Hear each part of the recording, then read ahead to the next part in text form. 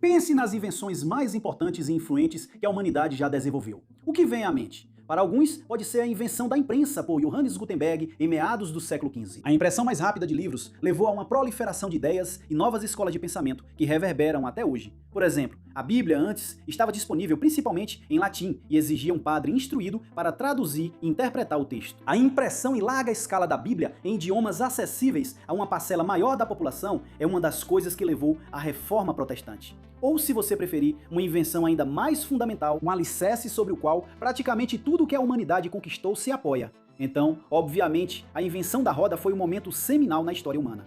Não sabemos quem inventou a roda pela primeira vez, e em particular, quem conseguiu pegar o design básico da roda e fixá-la de forma estável a uma superfície plana, como uma carroça, mas quem fez isso revolucionou tanto a agricultura quanto o comércio para sempre. Mas, seja lá o que você pensou, provavelmente não foi o motor a jato. Quer dizer, provavelmente foi porque você clicou neste episódio, não foi? Então você viu o título. Mas além disso, olha, mesmo se você restringir as invenções a um contexto mais moderno, o motor a jato não é a primeira coisa que vem à mente. A internet foi uma inovação diferente de tudo que a humanidade já tinha visto antes, conectando o mundo mais do que achávamos possível, enquanto avanços médicos como as vacinas salvaram bilhões de vidas. Mesmo hoje, a Organização Mundial da Saúde estima que de 2 a 3 milhões de vidas são salvas todos os anos pela vacinação. Ainda assim, o motor a jato fez mais pela humanidade do que simplesmente proporcionar um aumento conveniente na velocidade do transporte. O motor e seu inventor, Frank Whittle, são heróis não reconhecidos, não apenas da aviação moderna, mas da invenção humana em geral. Então vamos dar uma olhada nisso, certo? A infância de Frank Whittle. Frank Whittle, nascido em 1907, filho de pais britânicos em Coventry, não parecia necessariamente destinado a inventar um dos dispositivos mais importantes da época, mas ele tinha algumas vantagens em comparação com o garoto comum.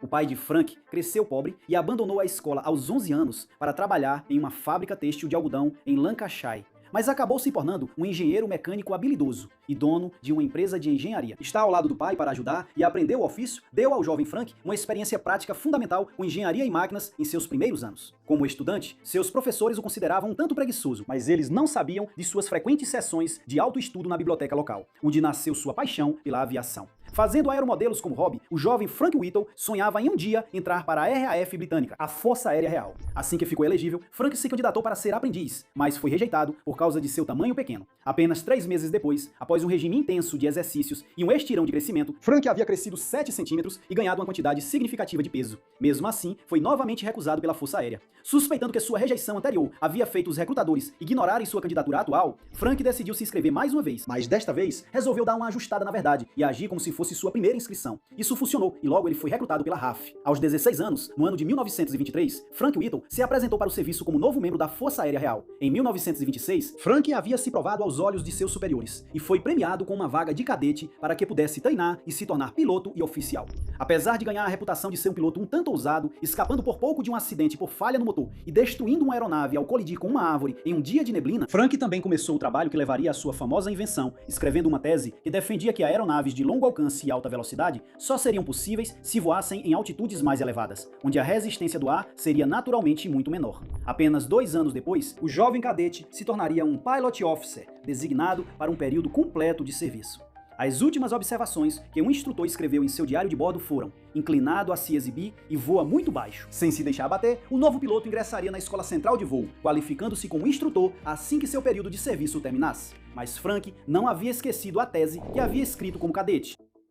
Primeiras tentativas. Agora Whittle percebeu que, em vez de usar uma hélice para produzir um jato propulsor, poderia-se usar uma turbina. A ideia chamou a atenção do Ministério da Aeronáutica, que viu o potencial da teoria emergente de Frank. Então eles pediram que ele apresentasse suas ideias ao Ministério. Embora Frank tenha vindo bem preparado com projetos e cálculos, seu projeto para um novo tipo de máquina voadora foi rejeitado por um motivo surpreendentemente simples. A tecnologia para construí-la, ela não existia. Explicando a decisão, o Ministério da Aeronáutica disse que, como o projeto dele era uma forma de turbina a gás, foi considerado impraticável, pois não existiam materiais capazes de suportar a combinação de altas temperaturas e altas tensões que seriam necessárias. Ainda assim, só porque algo ainda não existe, não significa que nunca vai existir. Mais ou menos na mesma época, enquanto o Ministério da Aeronáutica rejeitava os projetos de Whittle, eles financiaram um projeto no laboratório, sob o comando do Dr. A. Griffith, para desenvolver uma turbina que pudesse acionar uma hélice. Então, mesmo que a tecnologia ainda não existisse para validar as teorias de Frank, parecia que o Ministério da Aeronáutica acreditava que as inovações necessárias seriam feitas em pouco tempo. Enquanto isso, Frank passou a focar no que podia realizar sozinho. Um dos seus instrutores na escola de aviação o ajudou a solicitar uma patente, que foi registrada em 16 de janeiro de 1930 e posteriormente revelada ao mundo na edição de 1932 do Escritório de Patentes. Infelizmente, Frank foi obrigado a deixar a patente expirar em 1934, porque não conseguiu pagar a taxa para mantê-la. Isso, basicamente, liberou seu trabalho para o domínio público, e sua ampla distribuição pelo escritório de patentes garantiu que outras mentes ambiciosas tivessem acesso ao projeto inovador de Frank. Com ou sem a patente, porém, a Alemanha também estava começando a desenvolver sua própria tecnologia de motores a jato. O conceito emergente do tubo-jato foi adicionado aos modos de aeropropulsão em desenvolvimento que o país já vinha pesquisando, junto com foguete, pulso-jato, tubo-hélice, jato com ventilador canalizado e estato-reator. Mesmo com o avanço de suas pesquisas estagnado, porém, Frank continuou ocupado como instrutor de voo e piloto de testes. Algumas de suas funções incluíam deliberadamente lançar aeronaves desativadas no oceano e testar novos desenvolvimentos de catapultas para hidroaviões, um trabalho bastante arriscado para alguém que nunca aprendeu a nadar. Como era esperado de um oficial efetivo, Whittle se matriculou em um curso de especialização, o curso de engenharia para oficiais na RAF Henlow, onde ele se destacou, concluindo o curso de 2 anos em 18 meses e alcançando impressionantes 98% nas provas de suas disciplinas. Isso levou a RAF a enviá-lo para estudos adicionais em Cambridge, a Harvard do Reino Unido. Quem escreveu isso? Harvard é que é a Cambridge da América, onde ele novamente acelerou um curso de 3 anos em apenas 2 anos e se formou com distinção, que é o equivalente britânico a um A. Acho que o A nos Estados Unidos seria um A? Não importa, meu lado britânico está aparecendo. Mas arrasar nos estudos não foi a coisa mais empolgante que aconteceu com Frank durante esse período. Em maio de 1935, Frank receberia uma carta que reacenderia suas ambições inventivas. Um amigo próximo e também cadete de Cromwell, Rolf Dudley Williams, escreveu para Frank sugerindo levantar fundos de desenvolvimento para seu projeto através de capital privado. A dupla se juntou a outro amigo, James Collingwood Burdett Tyndall, e conseguiu apoio de uma firma de banqueiros de investimento chamada O.T. Falcon Partners para formar a Power Jets Limited, a empresa que acabaria por inventar o motor a jato em março de 1936. Inventando o motor a jato. Enquanto o sonho de Frank Whittle de melhorar dramaticamente a tecnologia de propulsão aeronáutica parecia figurativamente decolar, os primeiros dias de operação da Power Jets foram tudo menos tranquilos. Como oficial da Força Aérea Real, tanto a participação de Frank na empresa quanto o tempo que ele podia dedicar a ela eram severamente limitados. 25% da sua participação na Power Jets estava reservado para a coroa, e embora ele tenha sido autorizado a servir como engenheiro-chefe honorário, ele só podia trabalhar quando estava de folga, e mesmo assim por apenas 6 horas por semana. Como arquiteto de todo o conceito de um motor a turbina funcional, a capacidade limitada de Frank de participar da produção e do design de sua própria invenção prejudicou seriamente o progresso.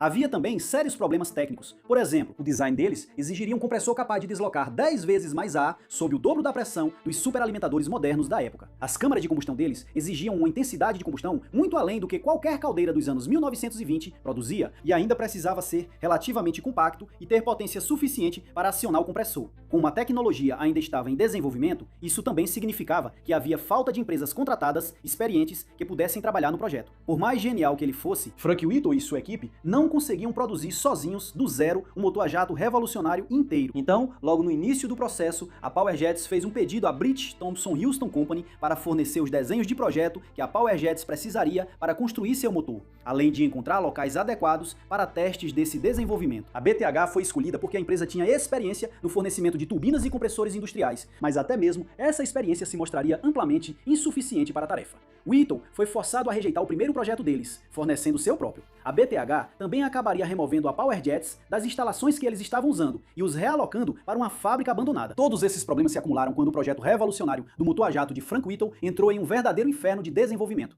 Embora eles tenham conseguido construir motores que funcionavam de certa forma, cada protótipo apresentava algum novo problema aerodinâmico que precisava ser resolvido, geralmente decorrente de uma falha no projeto. Whittle interveio várias vezes e corrigiu o trabalho de design da BTH, e a frustração pelo fato de um simples estudante de pós-graduação ter um senso de design mais avançado do que especialistas da indústria com anos de experiência prática azedou o relacionamento. Não ajudava em nada o fato de Frank Whittle estar com a saúde debilitada. Esse período de progresso lento e contratempos afetou gravemente Whittle, que durante esse tempo passou a fumar 3 maços de cigarros por dia e sofreu com uma série de problemas de saúde, incluindo dores de cabeça, indigestão, insônia, ansiedade, eczema e palpitações cardíacas. Para aguentar sua rotina brutal de 16 horas de trabalho por dia, Frank tomava benzedrina durante o dia e depois tomava pílulas para dormir ou outros tranquilizantes para conseguir dormir à noite. Caramba! Diziam que ele desenvolveu um temperamento explosivo nesse período e também ficou geralmente irritadiço. E a irritabilidade não era surpresa, porque ao longo dos 2 primeiros anos de existência da Power Jets, ela esteve constantemente sob ameaça de ser dissolvida, seja por falta de financiamento ou por um Ministério da Aeronáutica frustrado com a falta de progresso. No entanto, eles tinham apenas o suficiente de financiamento, determinação e engenhosidade para montar um modelo funcional antes que o projeto fosse cancelado. Em 30 de junho de 1939, a Power Jets conseguiu realizar um teste do seu mais novo motor. Para o diretor de pesquisa científica do Ministério da Aeronáutica, o avião voou por 20 minutos a 94% da velocidade projetada, o que finalmente convenceu o diretor de que o projeto de Whittle valia a pena. Em março do ano seguinte, o marechal do ar, Arthur William Tedder, designou a invenção de Frank como um potencial trunfo de guerra e deu ao projeto o apoio que esse título merecia.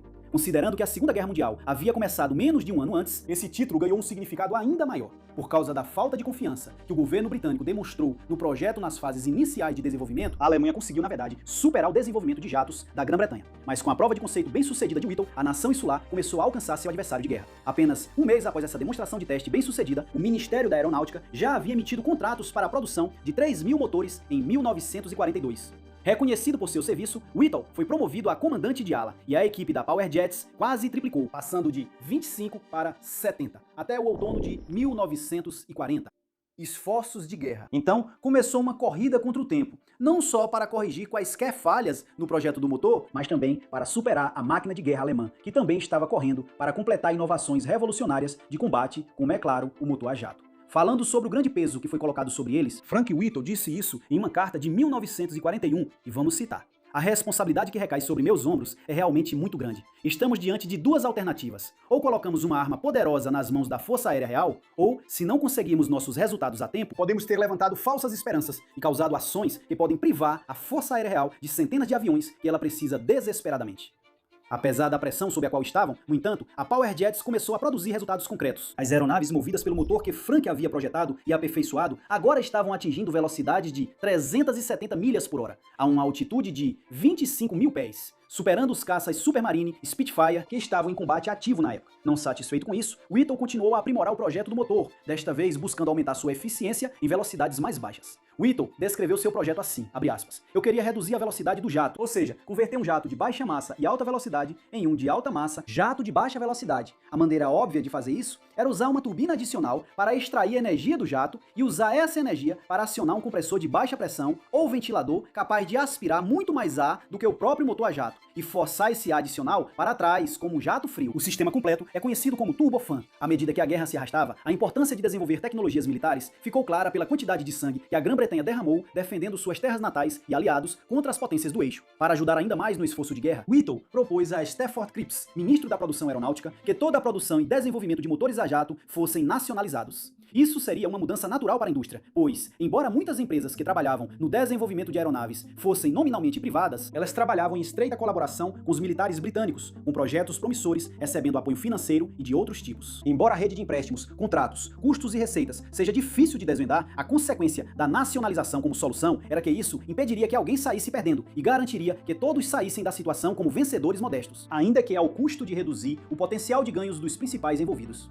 Whittle, ele mesmo, estava nesse último grupo, mas estava disposto a abrir mão de suas ações da Power Jets para contribuir com o esforço de guerra e garantir que nenhum de seus colegas da indústria tivesse dificuldades para recuperar seus custos. Cripps, na verdade, já vinha considerando algo semelhante à proposta de Whittle, e acabou sendo decidido que apenas a Power Jets seria nacionalizada pelo governo britânico. A oferta inicial foi comprar a empresa por 100 mil libras, uma oferta que Frank considerou insuficiente. Ele foi relutantemente convencido a aceitar a oferta um pouco melhor de 5 mil libras. Seus parceiros, Williams e Tinglin, receberiam 800 libras por suas ações da empresa. Whittle, tendo aberto mão de sua participação na empresa, receberia apenas 10 mil libras, por fundar, administrar e ser a principal força intelectual por trás de uma empresa que transformaria a aviação para sempre.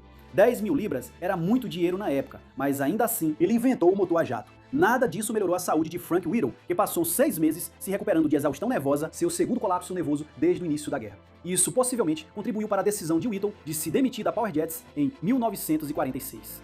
Enquanto isso, a Power Jets e a indústria britânica em geral continuaram a fazer melhorias no motor a jato e colocariam em serviço aeronaves baseadas no projeto de Whittle em guerras futuras, embora não tenham conseguido implantar uma aeronave com motor a jato pronta para combate durante a Segunda Guerra Mundial. A falta de confiança do governo britânico no projeto de Whittle e o subsequente subfinanciamento, mesmo quando decidiram apoiar o projeto, custaram caro para eles. A Alemanha nazista foi a primeira a implantar aeronaves com motor a jato para combate em meados de 1944, com o Messerschmitt Me-262. O Messerschmitt provou ser bastante eficaz, abatendo até 542 aeronaves aliadas e possivelmente mais antes do fim da guerra. Felizmente para os aliados, a Alemanha nazista já estava em situação crítica na época do entrada em serviço da aeronave. Os bombardeios sobre os estoques de combustível faziam com que os aviões simplesmente não tivessem combustível para ataques frequentes ou mesmo para treinamento. A máquina de guerra alemã também estava focada na produção de armamentos mais fáceis de fabricar. Considerando que o Messerschmitt 262 era um tipo totalmente novo de avião e ainda sofria com problemas de confiabilidade, poucos foram produzidos nos últimos dias da guerra. E os que foram não mudaram significativamente o resultado, que foi, claro, uma derrota do eixo.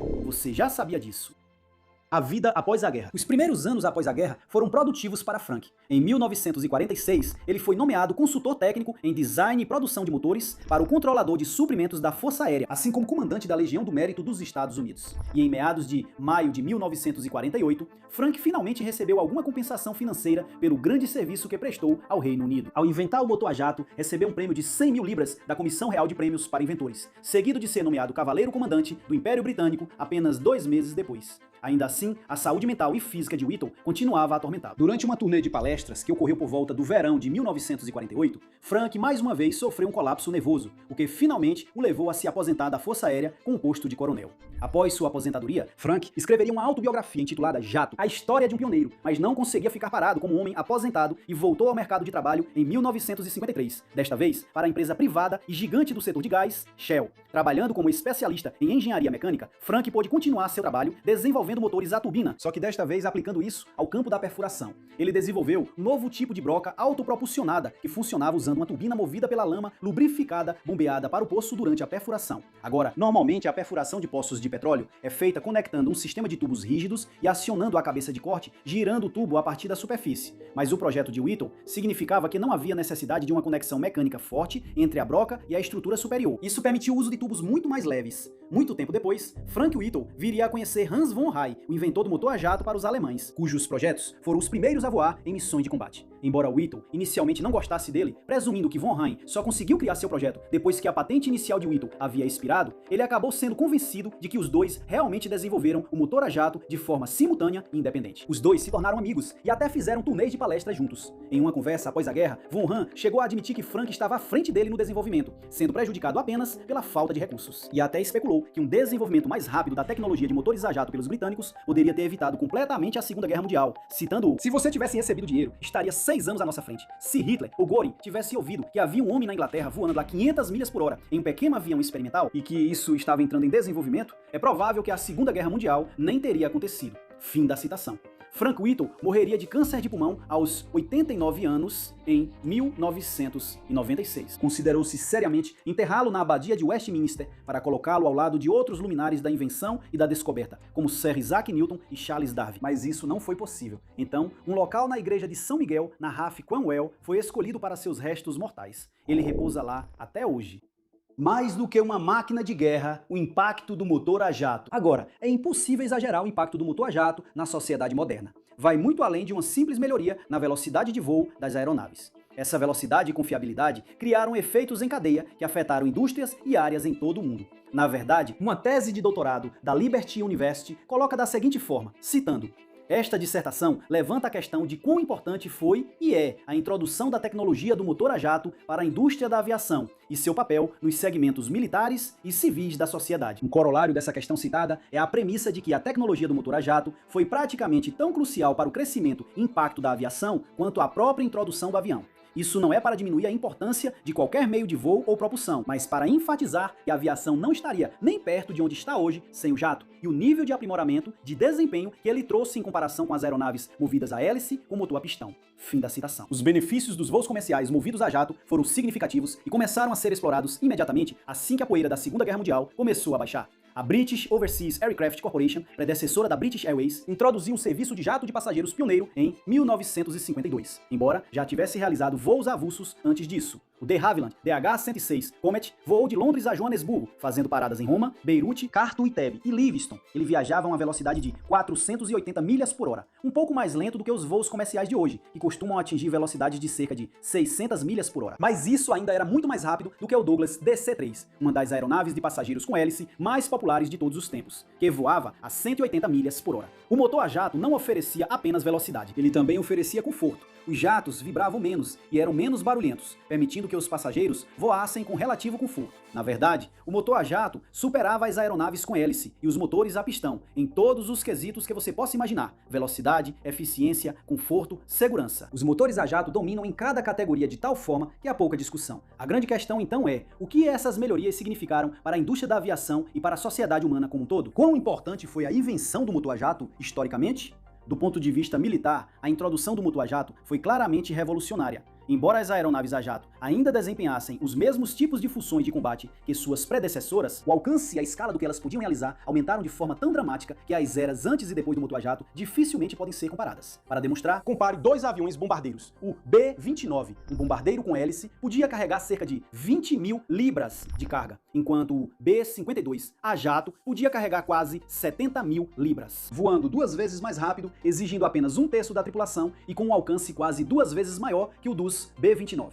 Não que o alcance importe tanto assim, porque com o advento da propulsão a jato, agora era possível que grandes aviões tanque de combustível voassem junto com uma frota a jato, permitindo que eles reabastecessem no ar e dando a qualquer força militar suficientemente grande a capacidade de projetar sua presença quase instantaneamente em todo o mundo. Os militares ao redor do mundo concordaram que as coisas haviam mudado. Observando os relatórios orçamentários dos gastos militares de vários países, a participação relativa das verbas de defesa destinadas às forças de aviação aumentou em comparação com outros ramos, indicando a importância crescente da tecnologia aérea. Quando o ramo aéreo das Forças Armadas dos Estados Unidos é somado à parte do orçamento da Marinha, que também é destinada às capacidades aéreas, a aviação representou mais da metade dos gastos militares, pelo menos de 1963 a 1990. Mas o efeito nas operações civis e comerciais pode ter sido ainda mais pronunciado. O transporte aéreo civil, embora inicialmente tenha crescido lentamente, já que os motores a jato só foram substituindo os aviões a hélice aos poucos, teve um crescimento explosivo assim que a nova tecnologia substituiu completamente a anterior, aumentando seu uso até os dias de hoje, quando cerca de 4,5 bilhões de pessoas viajam de avião anualmente. Isso equivale a cerca de metade da população mundial.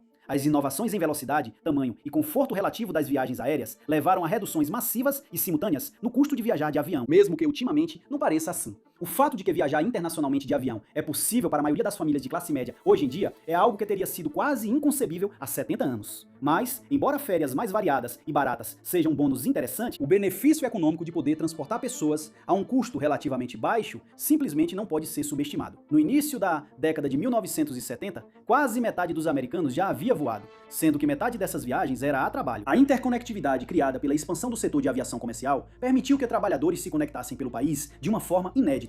Essa rede, cada vez mais complexa de rotas aéreas, que ligava todas as partes do país entre si, pode ter tido consequências inesperadas. O mundo, como um todo, encolheu drasticamente, contribuindo para a tendência de globalização que ainda vemos hoje. Embora a globalização tenha seus críticos, é claro, que frequentemente apontam que os trabalhadores braçais em países mais ricos ficam desamparados quando as empresas transferem suas fábricas para aproveitar a mão de obra barata em países mais pobres, a rede comercial cada vez mais interligada também teve a consequência não intencional, mas positiva, de tornar a guerra entre países um mau investimento. Na era anterior à Segunda Guerra Mundial, os países buscavam, em grande parte, ser autossuficientes. Na verdade, a ideia de Lebensraum, ou espaço vital para o povo alemão, era uma das principais razões subjacentes para a rápida conquista da Europa pela Alemanha nazista. No entanto, após a chegada do motor a jato, os países passaram a ficar muito mais interligados uns com os outros. Atacar outro país agora poderia significar cortar o comércio com um país que compra todo o seu grão, ou poderia levar ao congelamento do seu crédito bancário. Sistemas como a União Europeia, as Nações Unidas, a OTAN, reforçaram ainda mais esse fato e são uma das principais razões pelas quais a Europa não teve uma grande guerra terrestre desde a década de 1940 até a invasão da Ucrânia pela Rússia.